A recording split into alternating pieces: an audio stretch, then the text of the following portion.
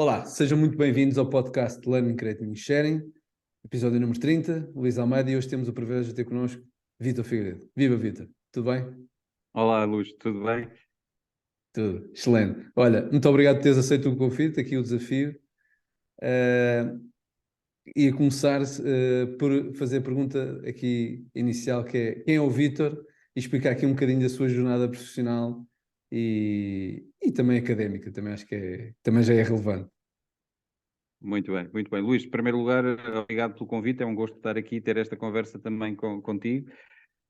Bom, quem é que é o Vítor Figueiredo, não é? Portanto, eu tenho 45 anos, sou casado, tenho duas filhas, sou formado em Economia, portanto, uma licenciatura pré-Bolonha ainda, pela Universidade de Lisboa.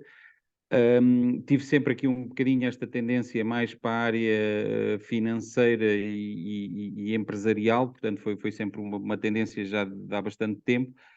Comecei a minha carreira na antiga Arthur Andersen, que depois se converteu a Deloitte, acompanhei ainda essa transição.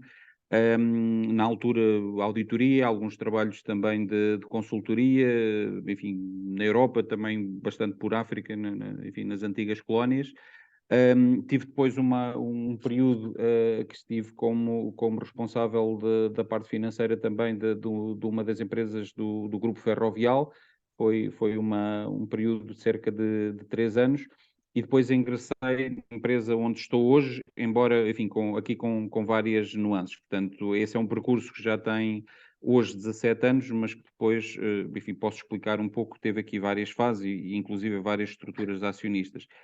Mas, portanto, ingressei como responsável financeiro, portanto, até aqui uma carreira relativamente clássica em termos de alguém que está formado em economia e que teve esta vertente mais empresarial. Depois, esta foi uma empresa que estava na altura em franco crescimento, que tinha também alguns desafios operacionais, que foi uma área que sempre nos despertou também muita atenção, e acabei por, enfim, alargar bastante o espectro daquilo que era o tal responsável financeiro clássico, não é? Sim. Portanto, durante 1 ano e meio tive aqui funções bastante amplas, que envolviam a área financeira, mas também muita área operacional.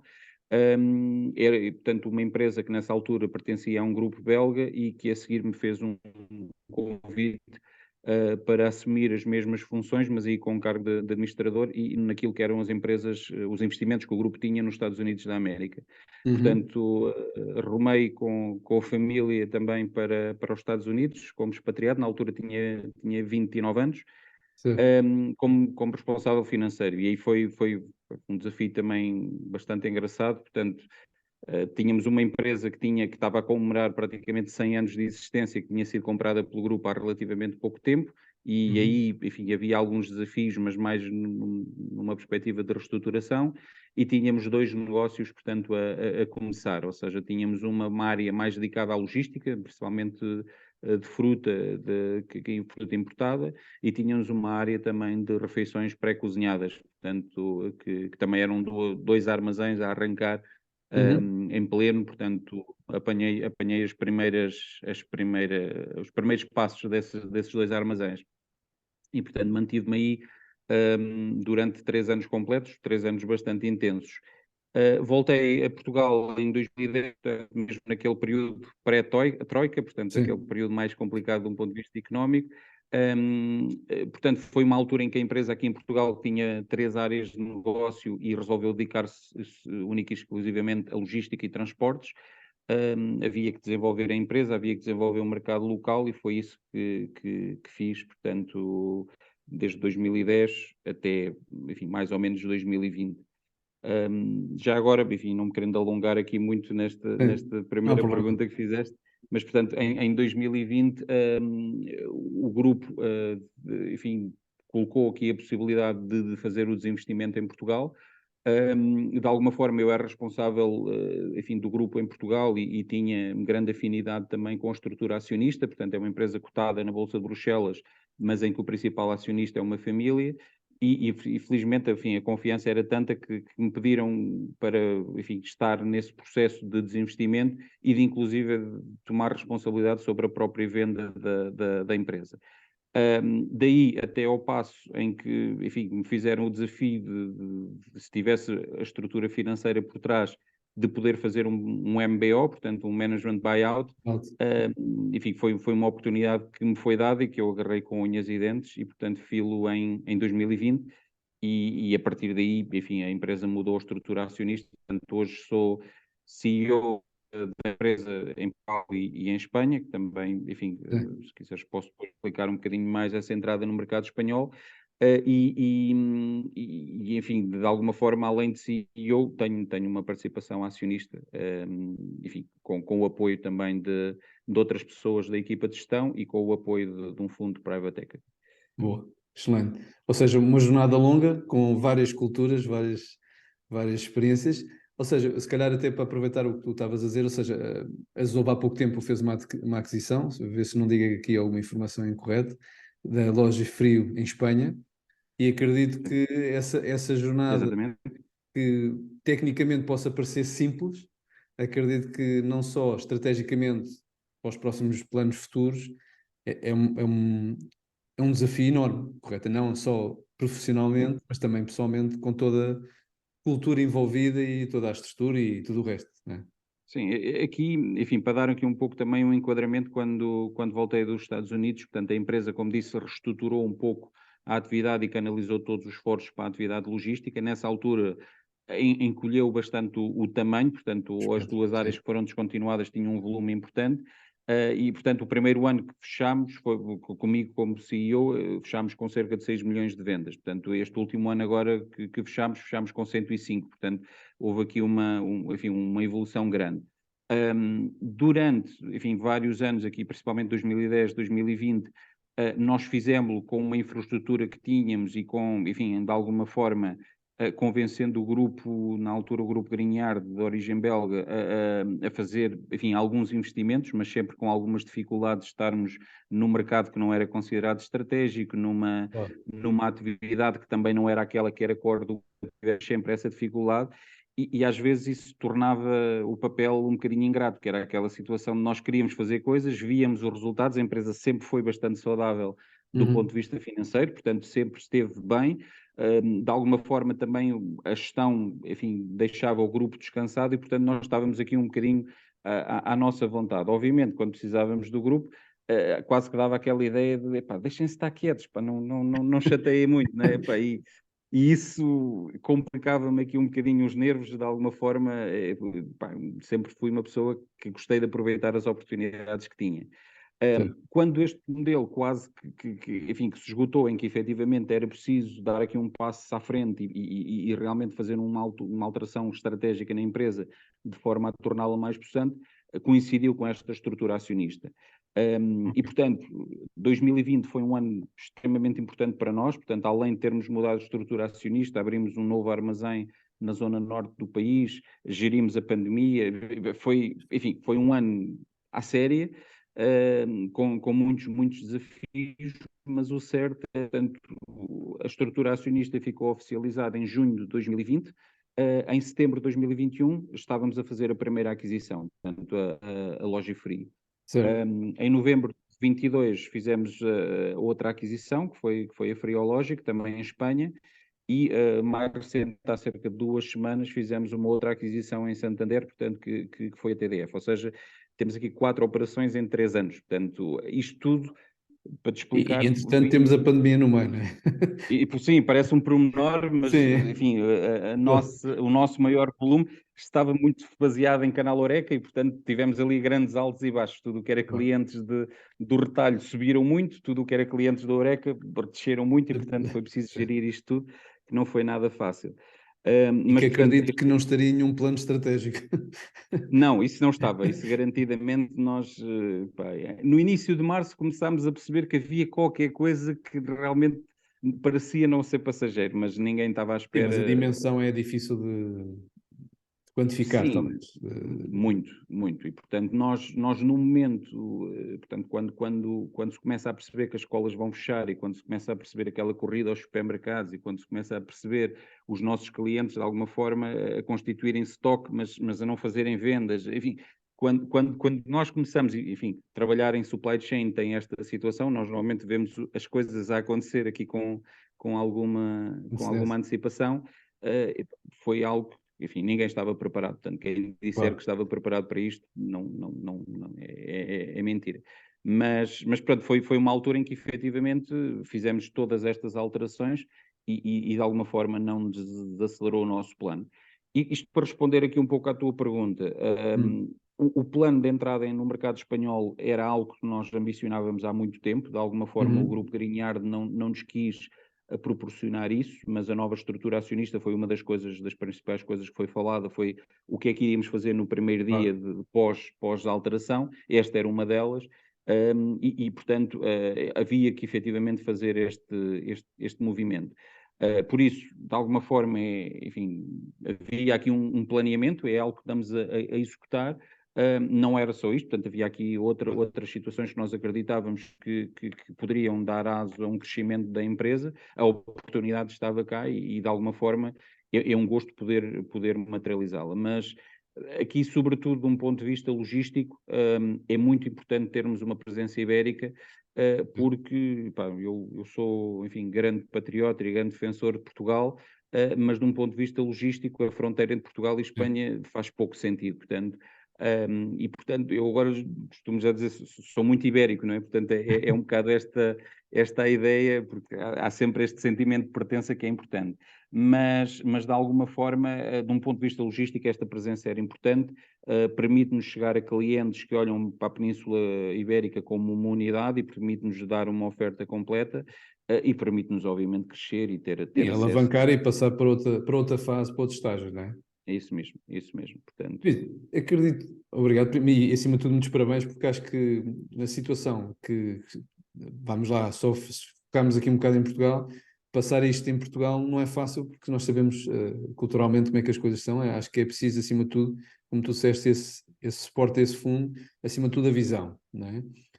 A pergunta que eu, se calhar, teria para fazer é, no meio destas 3 a 4 aquisições, como é que se consegue, dentro do possível, manter uma cultura e valores, não é? Porque uma coisa é o que se escreve, outra coisa é como é que nós, colocando mais pessoas na estrutura, há um conjunto de cultura e valores que pretende-se melhorar, aperfeiçoar, mas também manter, porque há uma história, não é? No meio disto tudo. sim, sim, sim, sim. Não, isso é um desafio bastante grande, ou seja, nós, enfim, em Portugal éramos uma estrutura de cerca de 280 pessoas, mais ou menos. Hoje, a nível de grupo, somos 600 e praticamente 50, portanto, mais do que duplicamos, e se Claro. falarmos em dispersão geográfica, então, enfim, é descomunal. O que é que isto quer dizer? Quer dizer que nós antigamente, enfim, com uma voltinha ao armazém e com 2 dedos de conversa, rapidamente Certo. dizíamos como é que estavam as coisas e E sentiam, comentávamos não é? E sentiam mais facilmente, não é? muito mais facilmente, e, portanto, de alguma maneira, tudo o que era pontos positivos era fácil dar ali o estalinho nas costas e o reconhecimento, tudo o que eram pontos negativos também se tratavam com muito mais rapidez. Hoje em dia isso é bastante mais complicado. Agora, eu acho que aqui há duas situações que são importantes. Temos efetivamente que ser fiéis à nossa cultura e perceber que este crescimento vem porque há uma equipa que está motivada e há uma linha condutora naquilo que é as nossas ações. Portanto, nós poderíamos ter crescido de uma ou de outra forma, mas o crescimento estava no ADN desta equipa. Portanto, Sim. isso é algo que nós não podemos perder.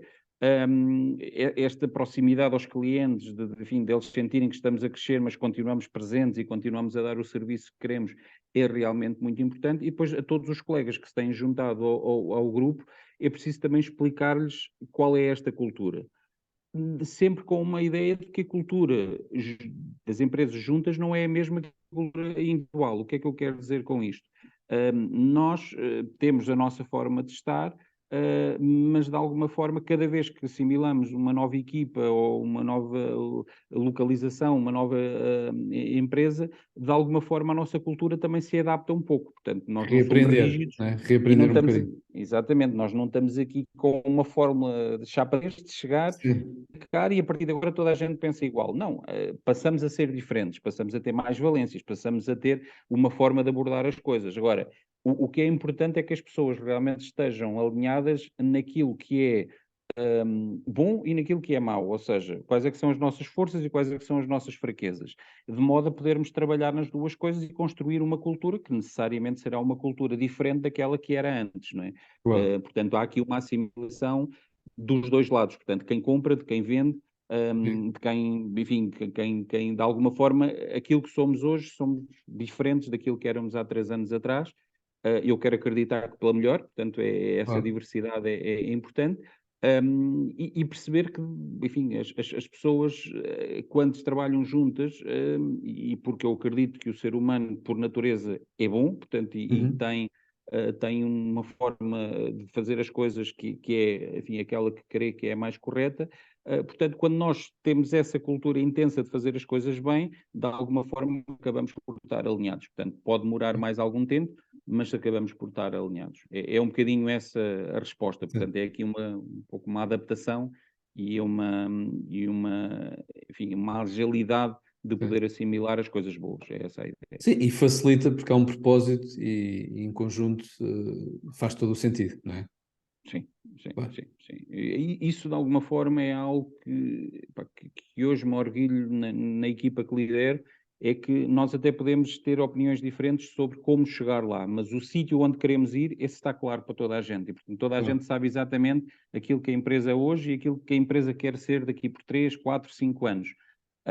Podemos e devemos ter visões diferentes sobre como lá chegar É, e essas visões devem ser discutidas, mas o ponto de chegada, que é sempre uma meta volante, não é? Daqui a 3, claro. 4 anos vamos estar a pensar no período seguinte, essa meta volante de alguma forma está clara para as pessoas, isso é realmente importante.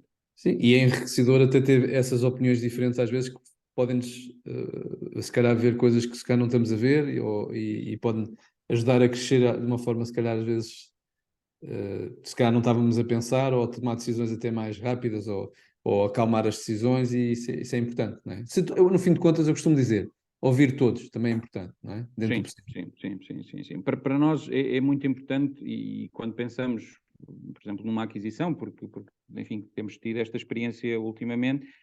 Nós já tivemos situações de empresas que precisavam efetivamente ser reestruturadas, ou porque tinham muita dívida, ou porque tinham uma equipa que não estava, se calhar, Uhum. tão bem, etc. E nós optámos por não avançar aí, ou seja, também não vale tudo, ou seja, nós Claro. precisamos de ter uma base para que tenha um bom nível de serviço, uma boa base de clientes, uma boa equipe, e que de alguma forma seja algo que aporte e não algo que acabe por retirar a atenção que temos sobre o dia a dia. E felizmente temos-lo feito e é com muito orgulho que digo que, enfim, em todas estas aquisições não criámos nenhum processo de despedimento, conseguimos integrar as pessoas todas e temos hoje estas pessoas a viver, portanto, a marca Logifrio de uma forma mais acérrima. Portanto, um desses exemplos, e já agora focar Sim. só este ponto, portanto, nós ao sair da Grignard criámos a marca Resolve, foi uma marca criada pela equipa local, portanto foi algo que nós tomamos como muito nosso. O nome da Uhum. empresa continua a ser Resolve, mas quando comprámos a Logifrio em Espanha, que tinha uma marca com 40 anos, o mais natural, enfim, nestes processos, a interpretação da marca precisamente o contrário. Portanto, aquilo que fizemos foi adotar a marca Logifree a nível ibérico, fizemos enfim, um facelift à marca, enfim, uma mudança, uma atualização também de design, etc. Mas resolvemos manter uma marca que era de uma empresa que foi adquirida, portanto, porque reconhecemos em um valor e porque de alguma forma queríamos passar a mensagem clara ao mercado que este caminho faz a construir e não a destruir. Sim. E por isso, enfim, é um exemplo de como nos temos que adaptar. Se me perguntasses antes de comprar a Logifrio se eu pensava em mudar a marca Zolvo, garantidamente diria que não, e não Claro. muito convicto. Sim. Portanto, é, é, Claro. é um dos exemplos da necessidade de nos adaptarmos. Claro, e também perceber a importância que se calhar o impacto que ia ter de uma coisa que já estava com história, estava formada, tinha credibilidade e se calhar às vezes podia criar até outro tipo de trabalho desnecessário que não era preciso ter, não é? Por assim dizer. Sim, e ao mesmo tempo a tal mensagem que queremos passar ao mercado. Nós neste momento, enfim, de praticamente tudo o que são concorrentes que estão no nível de dimensão igual ou até superior ao nosso, estamos a falar de empresas de capital multinacional, portanto, que têm uma estrutura de aprovação mais complexa, mais longa, enfim, algo mais complexo que nós, e nós aqui queremos passar muito a mensagem de que somos uma empresa que pensa efetivamente com dimensão, que tem o profissionalismo daquilo que é uma estrutura grande, mas que é uma empresa local, de capital local, decisão rápida e de uma grande proximidade àquilo que é o dia-a-dia da empresa. E isso fazemos-lo quando nos apresentamos efetivamente como uma empresa ibérica, de capital ibérico, e com o foco em Portugal e Espanha. Portanto, E hoje em dia a velocidade faz a diferença em muita coisa. Muita, Em muita muita, coisa. muita, É. muita, muita. A velocidade a que as coisas estão a mudar e, sobretudo, então, em supply chain, as coisas estão, enfim, não há 2 dias iguais. Portanto, nós queixávamos antes da pandemia e, de repente, as coisas aceleraram 100 vezes e nós passámos a tomar decisões, já nem digo sequer ao dia, portanto, é à hora. E essa agilidade torna realmente as coisas muito mais fáceis. De alguma forma, o facto de hoje termos o centro de decisão próximo daquilo que é o nosso negócio, portanto, o centro de decisão está na Península Ibérica, o facto de termos o centro de decisão aqui é realmente muito importante. E quando um cliente nos põe determinada situação à frente, que implica um investimento, que implica qualquer coisa, e que está à espera de 2 meses para lhes respondermos, e nós no dia a seguir temos uma resposta clara, isto, enfim, faz toda a diferença. Sim, credibilidade também fica lá o registro. Sim. Como é óbvio. Diz-me uma coisa, Vítor, ou seja, como já te referenciaste, tiveste a oportunidade, e acredito que tenha sido um desafio enorme, de estar nos Estados Unidos. Acredito que culturalmente seja bastante diferente, e profissionalmente acredito que seja um desafio positivo. Que lições é que tu podes, ou que tu conseguiste tirar de lá, que se calhar agora aqui um bocado mais ibérico, e que possas comparar, se calhar, até a forma de, vamos lá, até de viver e se calhar também de trabalhar. Se é fácil fazer essa retrospectiva assim de forma simples, não é? Não acredito. Sim, pá, eu acho que efetivamente, enfim, eu sempre viajei muito profissionalmente, mas o ser expatriado e estar num mercado como os Estados Unidos, obviamente, pá, moldou-me muito e de alguma forma eu hoje não seria o profissional que sou sem essa experiência. Portanto, essa experiência foi realmente bastante impactante. Enfim, diferenças eu acho que o tamanho do mercado, enfim, é uma diferença óbvia, mas é algo que está muito, muito, muito enraizado em qualquer pessoa dos Estados Unidos ou que trabalhe nos Estados Unidos. Portanto, para te dar uma ideia, e como trabalhava em logística, vou dar aqui um exemplo. Nós recebermos um contentor em Filadélfia e entregá-lo em Los Angeles, portanto, estamos a falar de 5 dias de caminhão. Era algo perfeitamente normal, e isto na Europa é algo completamente impensável, por exemplo. Portanto, a dimensão é outra, a distância é outra, a própria necessidade de planeamento é outra. Não, qualquer erro que se faça, normalmente é um erro com um impacto muito grande, porque os volumes também são bastante grandes. E, portanto, a necessidade de planeamento é algo muito intrínseco naquele mercado. Há um fator cultural que eu acho extraordinário, que é a velocidade a que alguém que caiu se levanta, ou seja, há uma resiliência enorme naquele mercado e, portanto, de alguma forma, aquilo que hoje é corriqueiro vermos aqui no LinkedIn e nestas coisas, de que, enfim, temos que falhar muitas das vezes para poder depois triunfar, isso é algo que está enraizado há décadas, ou Sim. há séculos naquela cultura. Portanto, há efetivamente enfim, uma capacidade de mudar e de adaptar que é muito boa. Se calhar coisas que não são tão boas e que de alguma forma o nosso espírito europeu, o português, se quiseres, que no meu entender são vantagens, é a capacidade de adaptação. Ou seja, como o mercado é tão grande e de alguma forma às vezes a especialização é tão grande, quando de repente sai uma coisa fora daquela vírgula que se estava à espera, bloqueia. Ou seja, de alguma forma há ali mais alguma dificuldade em adaptar o plano. E isso, para o bem e para o mal, é algo que nós portugueses temos no nosso ADN. Portanto, Vivemos no dia a dia, infelizmente, às vezes, não é? exatamente. Não somos tão bons a planear, mas a reagir nisso é efetivamente uma vantagem. E aí realmente acho que, pronto, prefiro um pouco mais a realidade europeia. Outras coisas que me tivessem chocado bastante é a flexibilidade do próprio mercado laboral. Enfim, se calhar na Europa temos uma realidade demasiado rígida, se calhar nos Estados Unidos, também para o bom e para o mau, tem uma realidade demasiado flexível. Portanto, uma pessoa com 60 anos e 30 anos numa empresa é uma pessoa que se pode despedir, se a empresa o quiser, com um pagamento de um mês e meio de salário e, portanto, essa é a indemnização que a pessoa leva. Isso esconde de alguma forma, enfim, essa falta de safety net para um profissional que já está perto do fim da sua vida de trabalho. Sim. Por outro lado, é perfeitamente normal, e isso foi uma coisa também que me espantou, é perfeitamente normal abrir um processo de recrutamento e porem-te à tua frente pessoas com 60, 65 anos, e que no fim tu pensas, bom, esta pessoa tem uma experiência e vale a pena aproveitá-la, e se eu me enganar, o que é que acontece? Bom, não acontece nada, porque rapidamente esta pessoa encontra trabalho noutro sítio e também muda. Portanto, esta flexibilidade que nos choca a nós por falta da tal safety net, de alguma forma também é muito...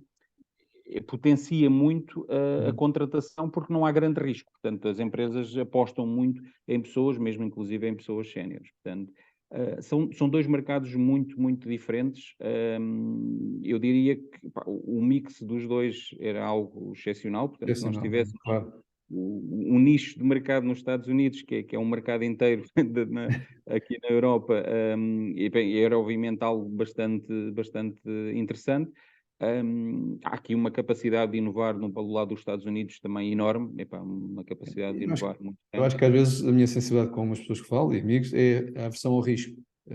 Aqui nós sabemos, primeiro planeamento, como disseste muito bem, pecamos às vezes por falta de planeamento ou não por qualidade do planeamento, mas lá também há aversão ao risco. Se calhar, como tu dizes, a pessoa testa, não correu bem, se calhar é normal, depois cai, levanta-se e aqui se calhar nós às vezes somos fortes demais quando a pessoa erra e se calhar a pessoa até fica constrangida de querer fazer outra vez ou até fazer uma coisa nova.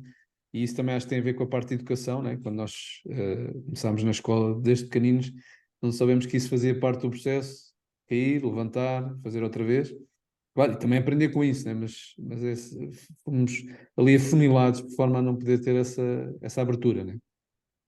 Sim, não, isso sem dúvida. Aqui, enfim, de alguma forma e numa realidade mais empresarial também há aqui uma diferença que é enorme, que é o acesso ao capital, ou seja,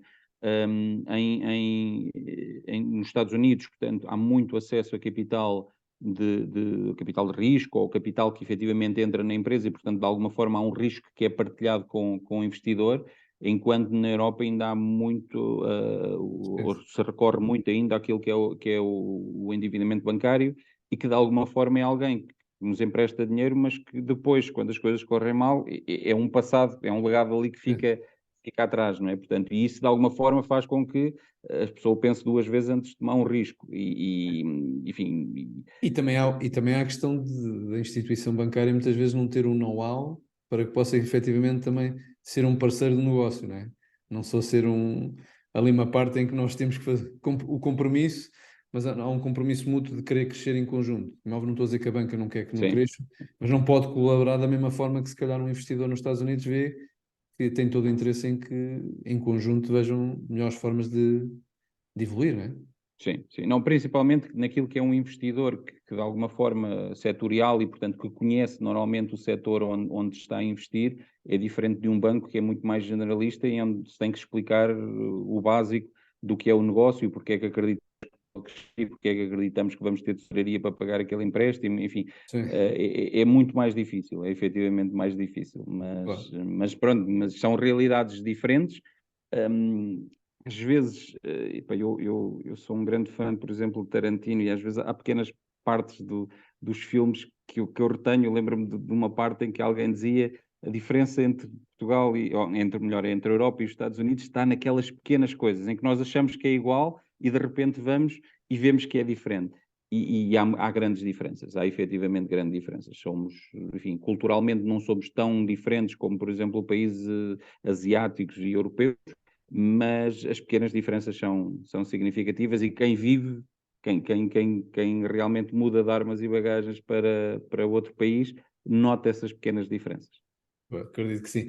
Ou seja, dentro da tua jornada, conforme tu referiste, tiveste a oportunidade de passar, entre aspas, vários setores. Houve algum que tu considerasses que tivesse sido mais desafiador? Alguma razão específica? Ou que tu consideres que foi aquele que Epá, tu disseste? Este enfim, sim. eu tenho procurado aprender em todos os setores por onde passei. Portanto, quando passei nas auditorias e consultorias, epá, era uma realidade de grande mudança, porque nós estávamos a mudar de cliente e estávamos constantemente a aprender realidades novas. Por outro lado, havia uma dificuldade naquilo que era planeamento a longo prazo, porque epá, como limite os trabalhos demoravam 5, 6 semanas e a seguir passava-se a uma realidade diferente. O setor da construção vive muito do ciclo económico em que se está, portanto, e de repente está tudo a funcionar bem e está tudo ótimo, e cai um governo, faz qualquer coisa e de repente tudo muda, não é? Tudo Portanto, é um bom. setor também com alta volatilidade. Eu, epá, pelos anos em que estou, e a grande parte da minha vida profissional foi passada na logística, e eu obviamente seria suspeito de dizer que este não é o setor que me fascina mais. Mas é efetivamente o que logística de alguma forma tem, que no meu entender é fascinante. É o nós percebermos o que é que está por trás das coisas. É quando nós vamos a uma prateleira no supermercado e vemos uma laranja que vem do Chile ou que vem da África do Sul, etc., nós termos uma ideia do por onde é que aquela laranja passou para estar naquela É chegar prateleira ali, não ali é? enfim, do esforço todo que se teve que ser feito e do que se passou por ali. Portanto, normalmente eu costumo dizer, quem vem parar à logística, hoje não, porque felizmente já existe bastante formação universitária e há muita gente que escolhe formar-se em logística e vem para o setor porque quer Sim. a logística. Mas da minha geração e de uma geração um pouco mais velha do que eu, todos viemos parar à logística um bocadinho por acidente. Pá, calhou, tivemos uma oportunidade e Claro. conhecemos o setor. O certo é que as pessoas até podem mudar de empresa, mas não mudam de setor. Quem entra neste setor normalmente fica. É um pouco fascinante, mas é assim. O que Pode é que ser eu a quero dizer? adrenalina, né? Do próprio setor. Não há 2 dias iguais, efetivamente, enfim, há muitos. A logística faz acontecer portanto, sobretudo antes da pandemia, dizia-se muito que a logística, quando o ciclo todo estava a correr bem, era quando ninguém falava de logística. Portanto, as coisas apareciam nas prateleiras, portanto, e ninguém Claro. sabia sequer que existia ali uma operação logística. De alguma forma, sobretudo aquilo que foi comércio online e daquilo que foi também os impactos da pandemia e este receio de não haver produto na prateleira, portanto, inclusive as corridas ao papel higiênico e aquela, Sim, aquela, aquela aquela parte loucura. toda que vivemos, fez com que as pessoas se apercebessem, espera aí, há aqui uma parte que é logística, que é supply chain, e que de alguma forma é o que faz as coisas acontecer. Hoje os profissionais estão claramente na montra, estão profissionais reconhecidos no mercado. Isso é bastante fascinante. O acompanhar todas estas alterações e toda esta aceleração é realmente algo que me fascina muito e por isso, de todos os setores por onde passei, a resposta é muito clara. Efetivamente, a Claro. logística é aquilo que mais me fascina e é aquilo que me tem marcado mais. Sim, e isso tu disseste, ou seja, porque diria que a maior parte das pessoas não associa quando nós vemos um produto na prateleira até ele chegar lá, é que no final do dia é só um produto, sim, mas o que é que esteve por trás para que aquele produto chegasse lá a tempo e a horas?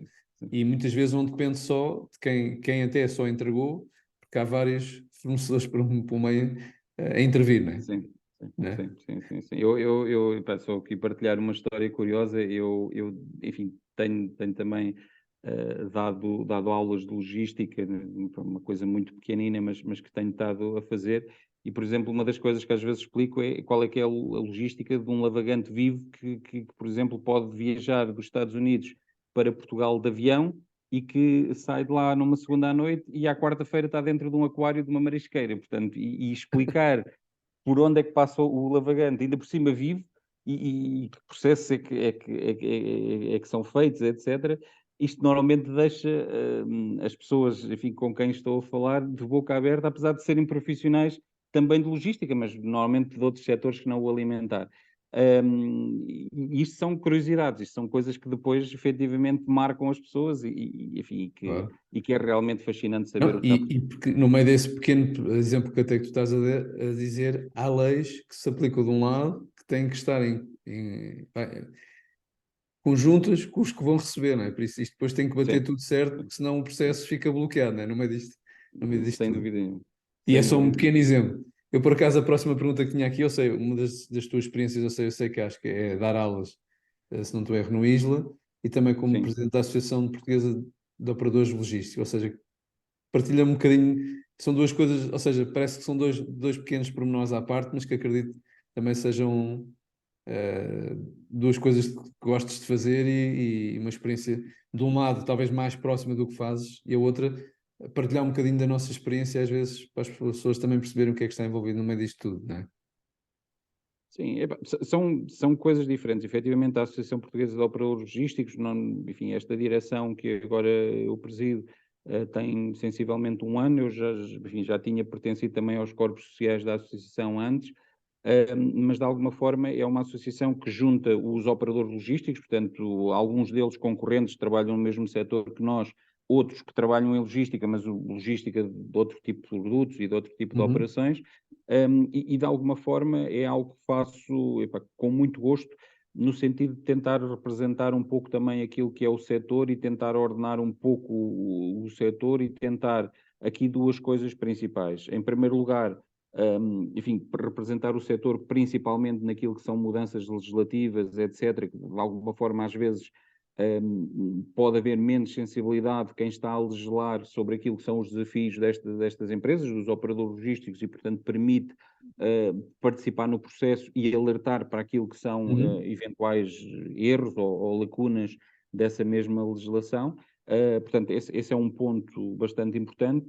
Outro ponto, de alguma forma, é poder fazer com que os operadores logísticos façam, enfim, um conceito que agora começa-se a ouvir cada vez mais, que é a tal dita competição, ou seja, somos concorrentes em alguns campos, mas ganhamos todos se cooperarmos, portanto, e eu sou um forte apologista disto, e sobretudo quando pensamos em desafios como por exemplo, a própria sustentabilidade, que são desafios altamente importantes, uhum. e altamente desafiadores e altamente impactantes naquilo que será o futuro da supply chain, o facto de podermos sentar todos os operadores a uma mesma mesa e discutir estes assuntos de uma maneira realista e de uma maneira impactante é realmente um desafio importante. É algo que eu faço, enfim, pro bono, completamente, é algo que de alguma forma faço com gosto e, portanto, com um espírito de missão importante, porque acho que temos de alguma forma que dar alguma coisa à sociedade, porque a sociedade Claro. também nos dá a nós muito. E, portanto, é uma das facetas, enfim, fora daquilo que faço e sem ter muito tempo fora da minha atividade profissional, mas que faço e que faço todo o gosto. As aulas é algo também fascinante, vem também no sentido de poder partilhar experiências e poder, enfim, sobretudo, ensinar uma prática, porque a logística é essencialmente uma atividade prática, portanto, aprende-se muito a Sim, fazer, aprende-se muito com experiência. E, enfim, a brincar, já tenho uns anos disto também, como se costuma sim, dizer, e é um gosto poder partilhar essa mesma experiência e poder, enfim, dividir as experiências.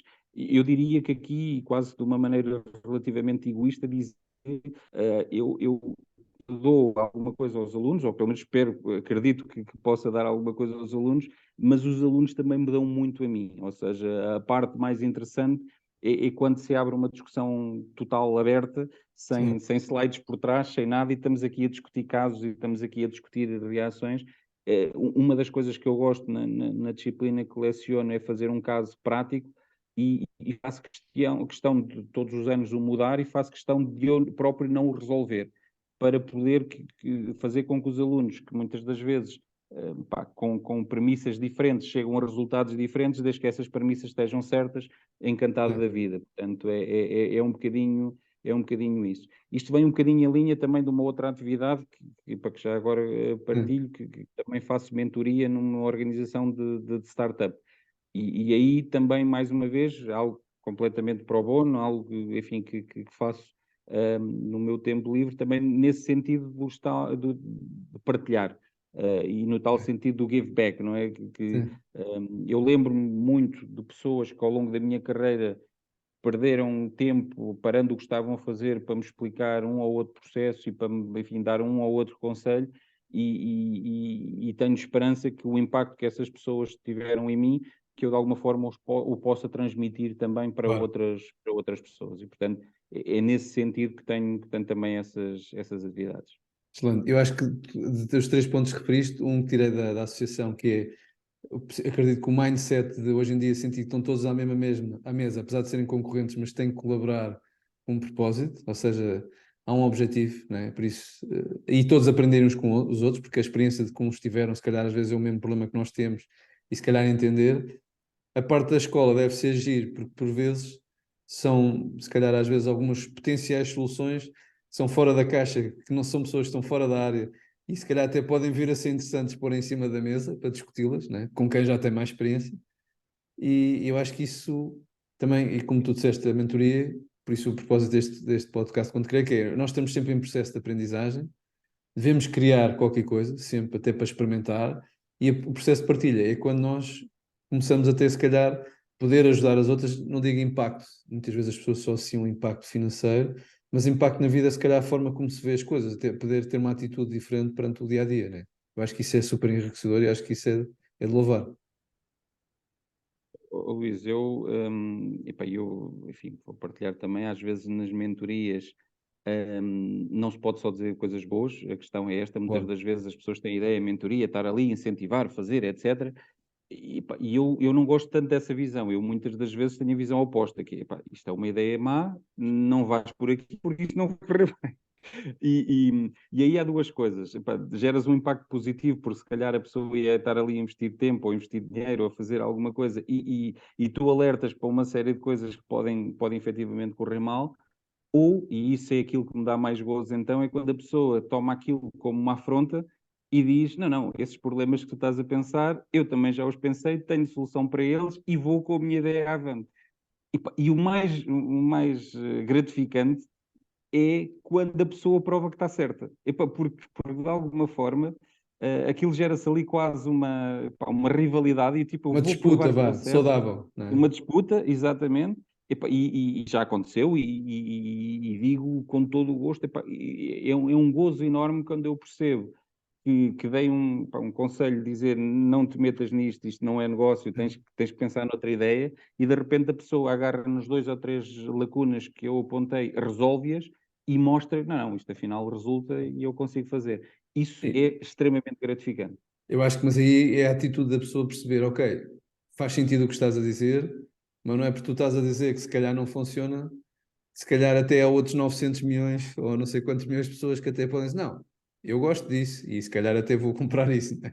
Mas Isso acho que, mesmo, mas é isso mesmo. fundamental. Eu acho que às vezes o que acontece é que as pessoas têm uma dificuldade em fundamentar, até porque é que vão para a direita e não vão para a esquerda, e só dizem vou para a direita porque ouvi dizer que a direita quer, ou a esquerda, para não estar aqui a parecer numa parte política, Sim, sim, mas, sim, sim. mas pronto, aqui para as pessoas, e às vezes dizem, não, eu vou por aqui, porque olhei este caso, vi este, e já testei, já falei com o cliente, entretanto ele disse, pronto, e a gente se calhar diz, pá, pois, se calhar ele tem sustentabilidade pelo menos na resposta, e isso acho que é Sim. relevante para nós amanhã, se não correr bem, dizer, ok, não correu bem, mas foi fundamentado, não foi porque ouvi dizer, ou por achismo, ou seja, por o que for, né?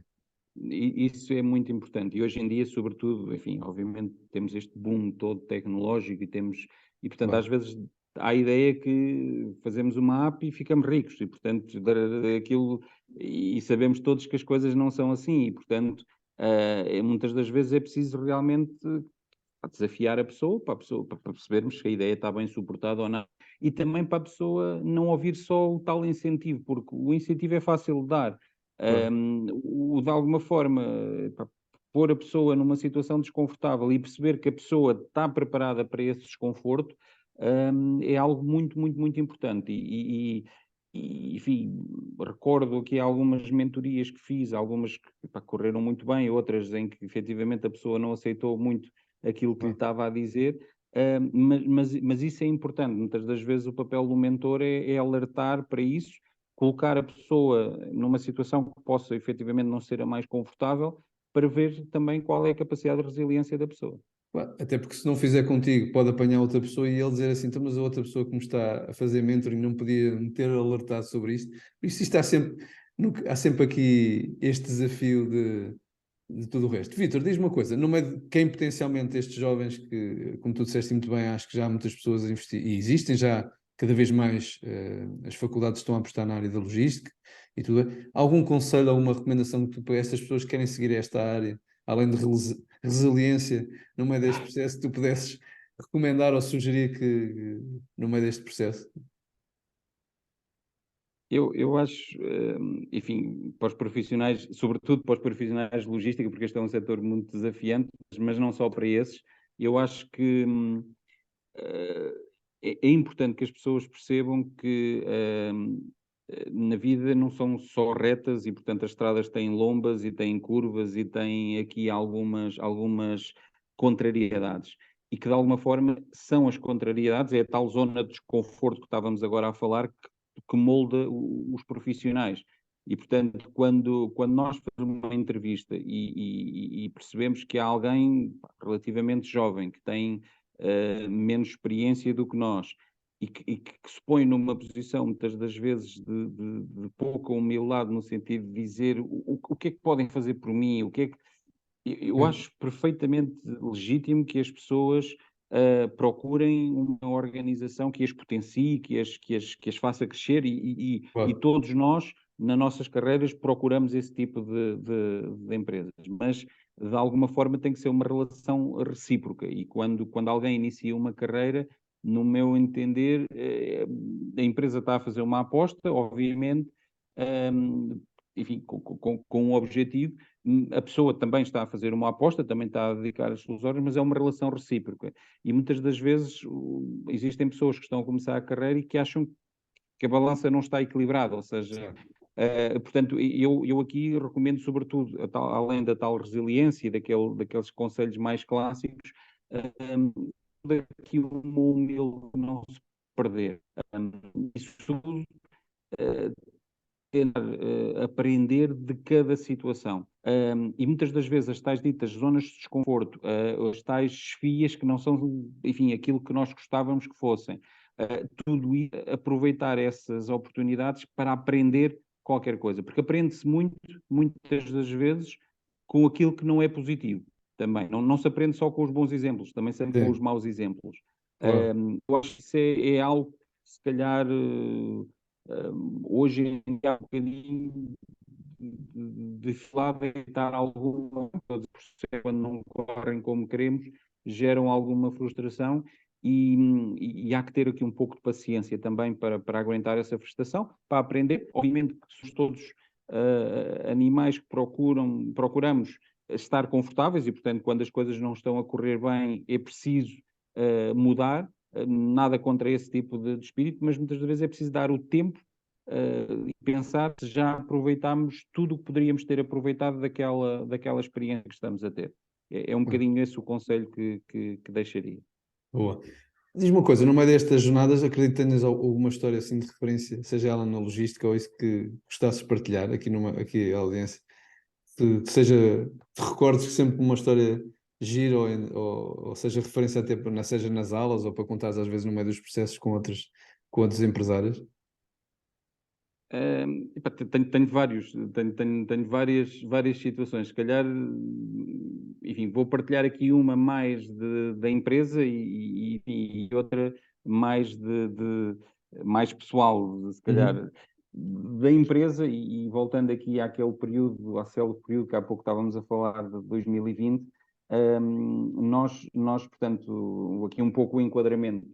Nós abrimos um armazém na zona do Porto na exata semana em que o país fechou. Eu lembro-me perfeitamente nessa altura de fazer o trajeto sul-norte na A1 e nos 200 e muitos quilómetros que fazia, ver 3 carros, portanto, que era algo, enfim, que eu devia ser o único, eu e mais 2 ou 3 que estavam na rua e, portanto, era realmente estranho e dava aqui uma ideia de fim do mundo, uma coisa de que o mundo realmente ia acabar. E numa dessas viagens aqui norte-sul, telefonou-me um retalhista, eu estava, enfim, em cima da ponte da Arrábida, estava a voltar, portanto, eram 7 e tal, 8 da noite, estava a voltar e não era propriamente uma pessoa com quem eu falasse todos os dias, portanto percebi que alguma coisa não estava bem para me ligarem àquela hora. portanto disseram preciso de ajuda. Mas preciso de ajuda em que sentido? Bom, preciso de ajuda porque estamos aqui a fazer uma extrapolação daquilo que são as infecções e, portanto, nessa altura recordar que cada pessoa ficava em casa, portanto, quase 3 semanas e, portanto, Sim, todas as pessoas que tinham tido contacto com aquela pessoa ficavam também em casa, portanto, era fácil de prever quando tínhamos um armazém onde trabalham 800, 900 pessoas, quando tínhamos um infectado, que aquilo impactava muito, não é? sim. E, portanto, a pessoa disse, pá, nós vamos aguentar no máximo uma semana, porque a seguir vamos ter tanta gente em casa que não vamos conseguir fazer as encomendas. E, portanto, precisamos da vossa ajuda. E eu, pronto, muito bem, então discutimos pá, que parte da operação é que nós poderíamos assimilar, etc. Nós tínhamos equipas em espelho em casa, ou seja, Uhum. tínhamos praticamente uma equipa dupla que trabalhava 15 dias, enquanto a outra equipa estava em casa exatamente por essa questão. E, portanto, isto foi numa quarta-feira portanto, começou a negociação, recordar, então, na ponte da Arrábida, e eu cheguei à estação de serviço de Leiria com o negócio fechado. Ou seja, já tínhamos acordado preços, tínhamos acordado tudo, e o que é que era o negócio? O negócio era nós, na semana seguinte, portanto, na segunda-feira seguinte, começar a receber 50 mil caixas e preparar o picking de 280 lojas. Portanto, por dia, 250 mil caixas por dia. E, portanto, eu fechei as coisas, desliguei o telefone e disse, pronto, então agora deem-nos aqui umas horas para nós nos prepararmos e depois começamos a ter reuniões conjuntas. Pá, e tive ali 10 minutos de introspeção e comecei a ligar à equipa. E a equipa pá, que estava em casa, portanto, Sim. teletrabalho, ou alguém que já tinha estado a trabalhar, mas também já estava em casa porque já era tarde, e a equipa, eu ouvia sempre um grande silêncio do outro lado, não é? Portanto, aquela coisa do, ó Vitor, a sério, tu vais fazer isto? Eu, não, não, não sou eu, vamos fazer. E o certo é que na quinta-feira, portanto, eu aí tentei dar a notícia de choque à equipa, mas pá, não vale a pena sofrer por antecipação. Vamos amanhã Ora, pá, começar mais cedo, portanto, às 7 da manhã está toda a gente no Teams e vamos começar a reunir para começar a programar isto. E portanto, epá, vamos todos dormir uma noite descansada e às 7 da manhã estamos ligados. E o certo é que epá, eu pronto, às 7 da manhã lá estava, esse dia liguei às 7, não almocei, não jantei e desliguei o computador às 2 da manhã, porque estávamos constantemente a fazer updates de pá, vamos ver isto, e alguém ia ver, e depois passar 2 horas reuníamos todos outra vez, e nessas 2 horas já estava a falar com outra equipe, portanto foi qualquer coisa assim descomunal, e eu pensei que na quinta-feira, portanto no dia a seguir a esse tal célebre telefonema, por volta aí das 10 da noite, eu comecei a acreditar que íamos conseguir fazer aquilo, portanto, bah, vamos conseguir fazer isto.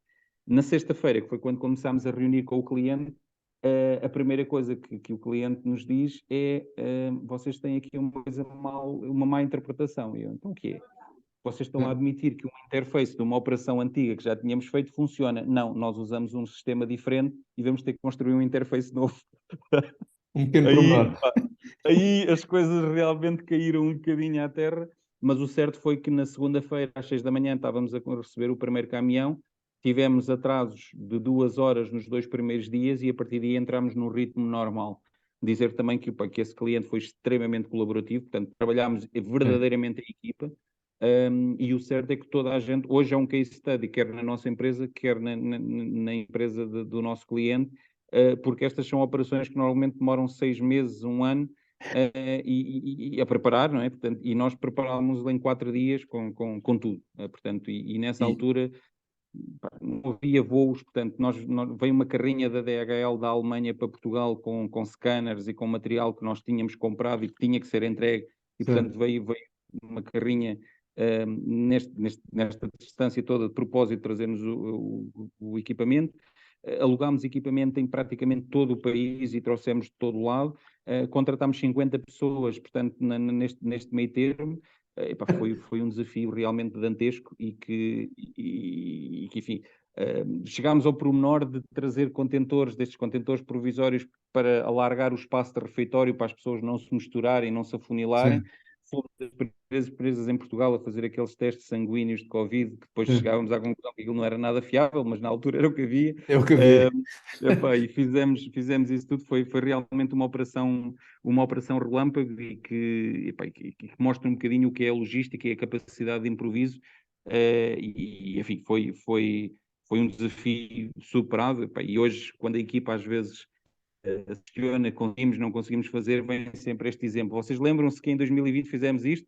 Pá, e toda a gente se cala do estilo, pronto, vamos passar à frente, já percebemos que se consegue fazer. E até com menos condições, porque no fim de contas, se calhar, quando, como tu estás a dizer e bem, hoje, se calhar, apresentares, não é preciso ser um caso tão similar, o ser humano tem a tendência, epá, mas para amanhã, ou isto, não sei o quê, ou seja, um não planeamento, mas que teve que se tornar planeamento de forma a ter sucesso, né? Ou Sim, seja, sim, sim, sim, eh, sim. e a logística não só, porque não dependia só de vocês, dependia dos fornecedores e de outras entidades que no final do dia só para que aquilo tudo corresse bem de uma ponta à outra, né?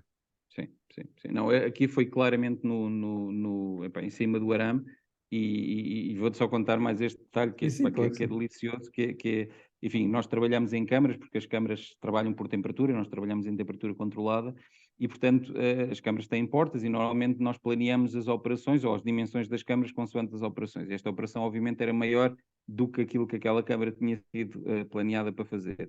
E, portanto, toda a gente, isto em logística é tudo fluxo, as pessoas afunilavam-se nas portas e começavam-se ali a acotovelar e perdíamos ali montes de produtividade e aquilo não estava a correr bem. Epá, e estava eu e o diretor de operações a olhar para aquilo, tipo, isto não está a correr bem, isto não está a correr bem. Epá, e de repente é uma coisa tão simples como, não, epá, vamos abrir mais portas, vamos fazer aqui mais uma abertura nas portas em painel frigorífico, vamos avançar com isto. Epá, e eram ideias que pensávamos e no quarto de hora seguinte estavam executadas. Vamos já Sim, aqui fazer isto. não dava para refletir muito, era Não atuar. dava, não dava. Isto era em cima do arame completamente. E o cliente, na altura, vira-se para nós e diz: o que é que vocês estão a fazer? Isso, não, epá, estamos aqui a ver, o fluxo não está a funcionar, vamos mudar isto assim. E o cliente vira-se: epá, isto na nossa empresa era coisa para 6 meses de discussão, se abríamos ou não abríamos a porta. E as pessoas, querem esperar? Não. Então, dentro de meia hora temos a porta aberta. Portanto, foi um bocado assim. Nem havia, é aquela coisa, nem é assim, nem não, é avança. Exatamente, epá, não. E felizmente correu bem, epá, Boa história. foi uma prova superada. Enfim, como segunda história, se quiseres também aqui Sim, uma força. coisa mais pessoal, epá, recordo-me, por exemplo, com uma pessoa que fiz mentoria na startup, que tinha uma ideia, epá, uma ideia bastante boa, e que também me liga num dia à noite. Curiosamente, também estava a sair do Porto, portanto, pá, não sei porquê. Dizem que há os fenómenos do entroncamento, mas para mim é quando aumentou a sair do Porto.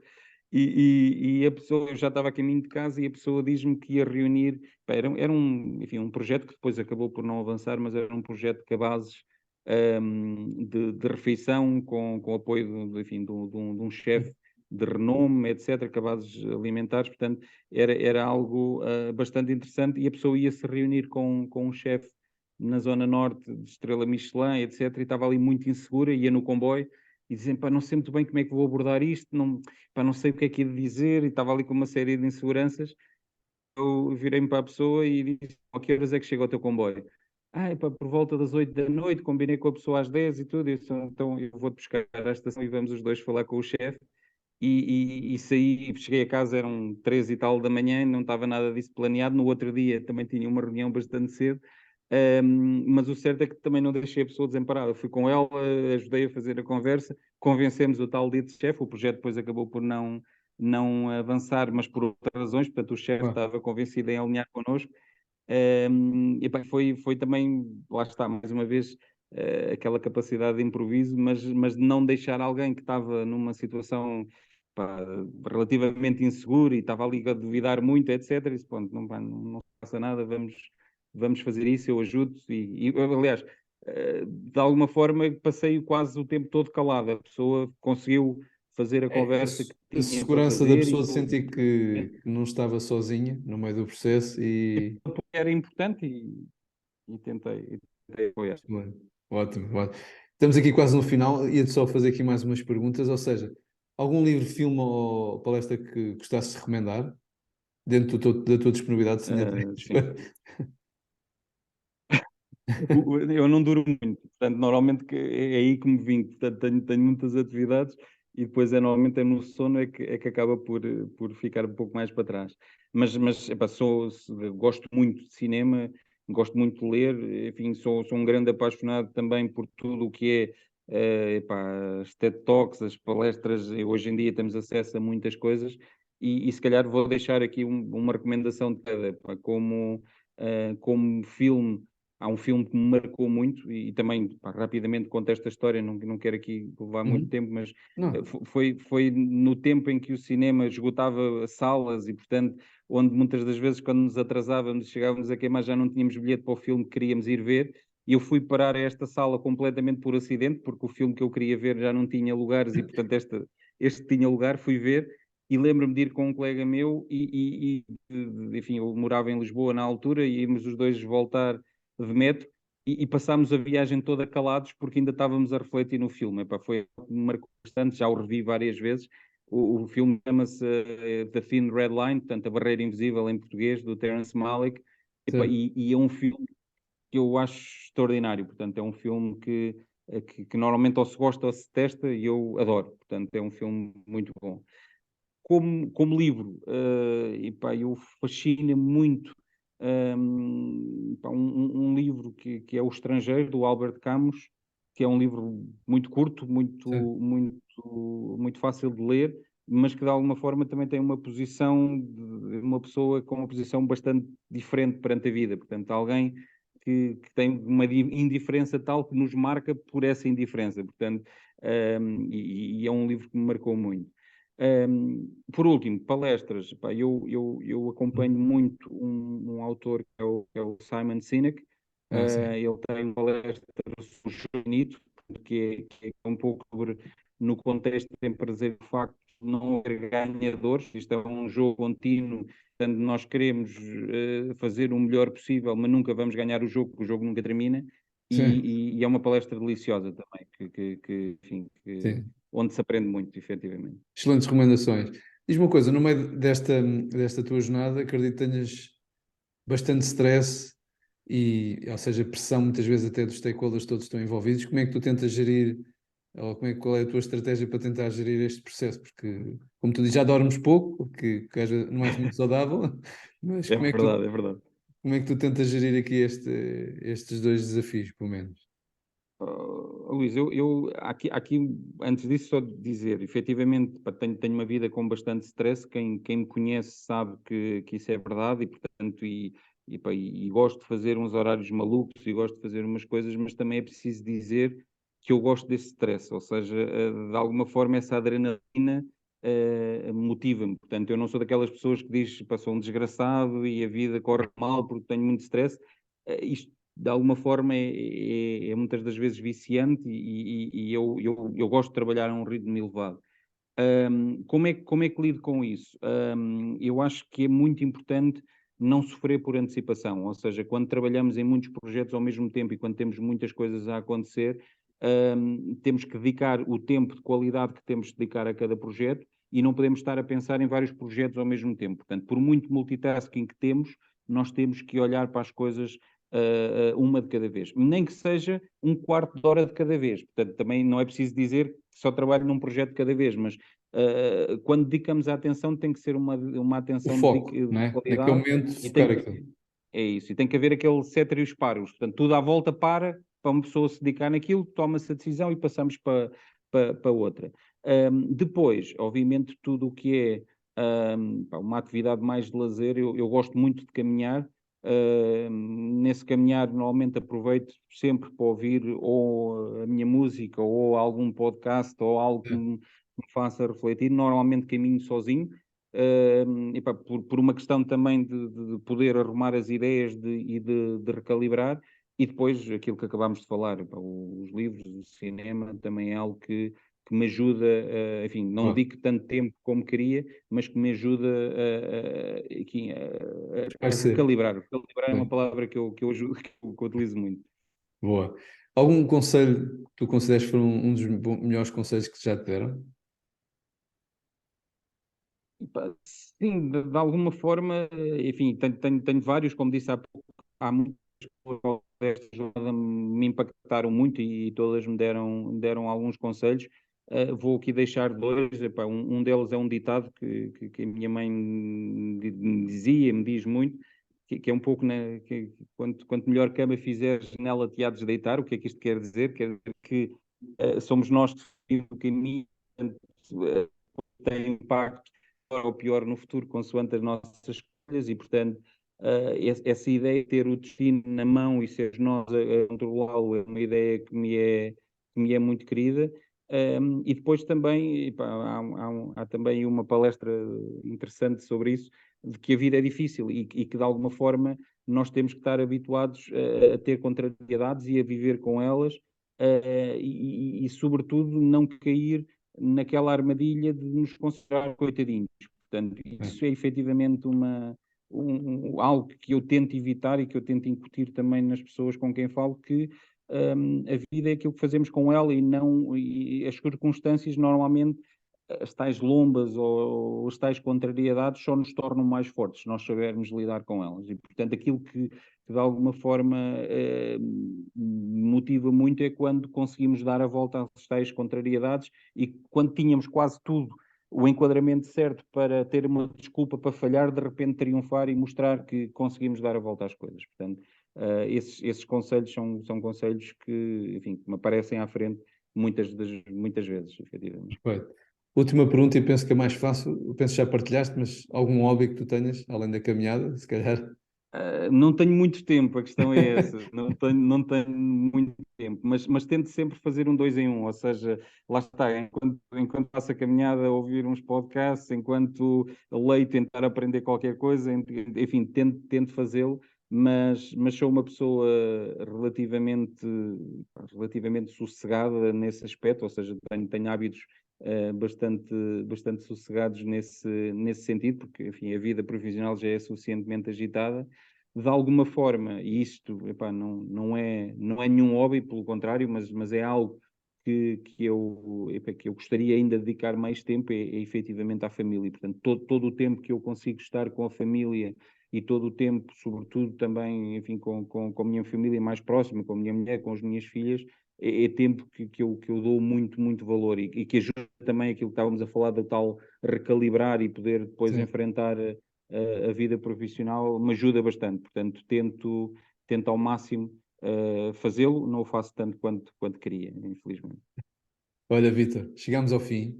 Muito obrigado pelo teu tempo, pela tua história e que acho que é bastante enriquecedor e pela disponibilidade para partilhares aqui a tua jornada. Muito Ora, é obrigado. essa. Muito obrigado também a ti, pá, foi uma conversa extremamente agradável, epá, foi um gosto estar aqui. Obrigado.